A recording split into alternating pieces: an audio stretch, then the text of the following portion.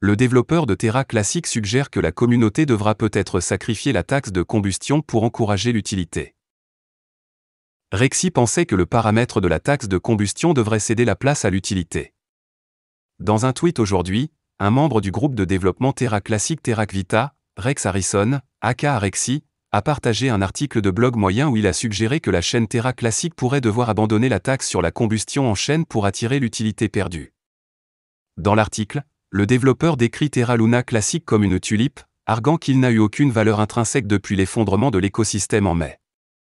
En outre, il postule que le paramètre de la taxe de brûlure a transformé LUNC en une pièce de monnaie même motivée uniquement par le désir de la détenir dans l'espoir qu'elle augmenterait un jour de façon exponentielle en réduisant l'offre.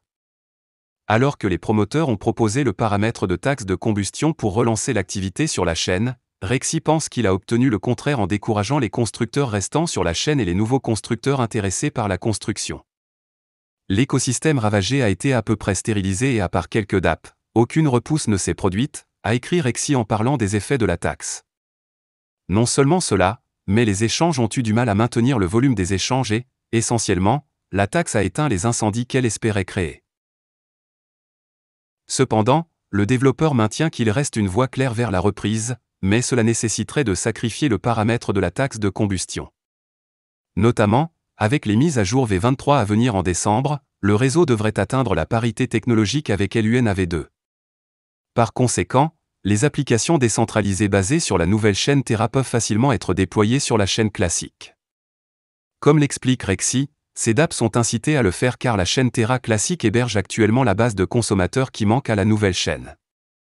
Cependant, il explique que pour ce faire, la communauté doit se débarrasser du taux de consommation d'impôts, car ces projets doivent également tirer profit de leur dApp par le biais des impôts, et l'ajout d'une taxe sur le taux de consommation pourrait décourager les utilisateurs.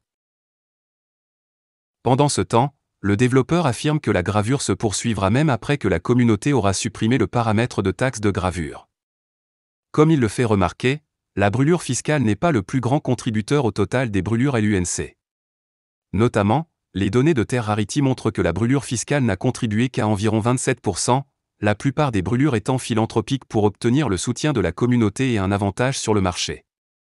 Par conséquent, Rexy affirme que cela restera le cas.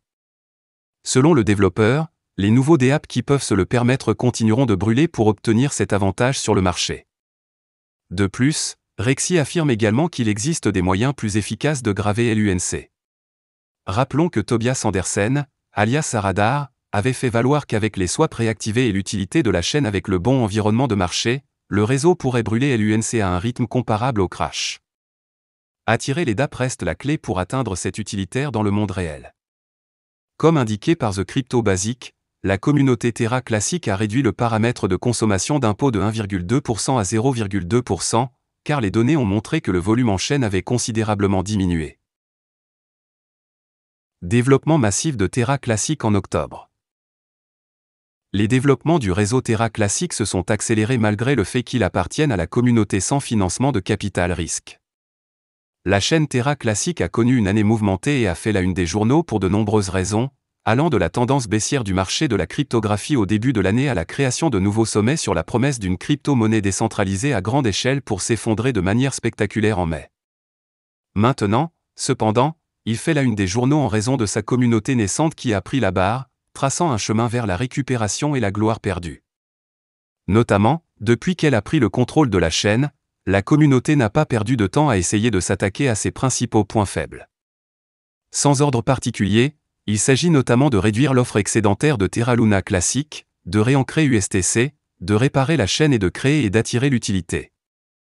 Il convient de noter que de fin août à septembre, le réseau a réintroduit le jalonnement et a été confronté au problème de réduire considérablement l'offre de LUNC avec une taxe de 1,2% sur la chaîne tout en faisant pression sur les échanges cryptographiques pour mettre en œuvre la taxe sur les transactions hors chaîne. Pour ces efforts, Binance, le plus grand échange de crypto au monde, a lancé une campagne pour brûler tous les frais de négociation obtenus à partir de l'activité de négociation de LUNC.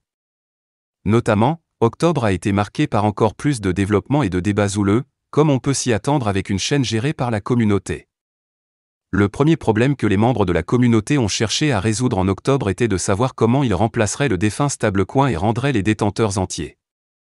À cet effet, la communauté a obtenu, sous toutes les apparences, deux propositions distinctes donnant lieu à des débats houleux sur Twitter. Enfin, cependant, les développeurs volontaires pour reconstruire la chaîne à leur actif travaillent maintenant à les combiner en une seule proposition qui ferait de l'USTC la monnaie de réserve du réseau. Au fur et à mesure que le mois avançait, la communauté a réduit sa taxe sur la chaîne à 0,2%. Notamment, la mise en place de la taxe de 1,2% a entraîné une baisse significative du volume en chaîne. Pour récupérer ce volume perdu, la communauté a choisi de réduire la taxe inspirée par une proposition d'un membre de la communauté connu uniquement sous le nom d'Akujiro. Selon cette nouvelle proposition, 10% de tous les LUNC brûlés vont au pool communautaire pour financer le développement. Notamment, certains membres de la communauté avaient cru que ce seigneuriage ne s'appliquerait qu'aux LUNC brûlés par la taxe et, à ce titre, ont exprimé des doutes quant à l'application actuelle. Pourtant, une proposition à cet effet doit encore se concrétiser. Avec le nouvel afflux dans le pool communautaire, le développeur principal Edouard Kim a proposé un programme de subvention pour allouer de manière efficace et transparente les fonds pour le développement de la chaîne. De plus, la communauté Terra Classic a reçu 2 points positifs majeurs en octobre.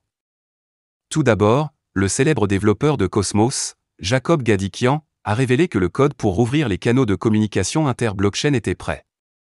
Deuxièmement, Alex Forshaw a révélé qu'il avait été mis au courant de 4 millions de dollars d'actifs hors-chaîne appartenant à la chaîne Terra Classic, ce qui promet d'accélérer considérablement le développement de la blockchain. Notamment, les deux divulgations ont fait l'objet de débats intenses en novembre. La communauté n'a pas encore décidé comment elle gérerait les actifs hors-chaîne, même si le libellé d'une proposition de réouverture des chaînes IBC a suscité des inquiétudes.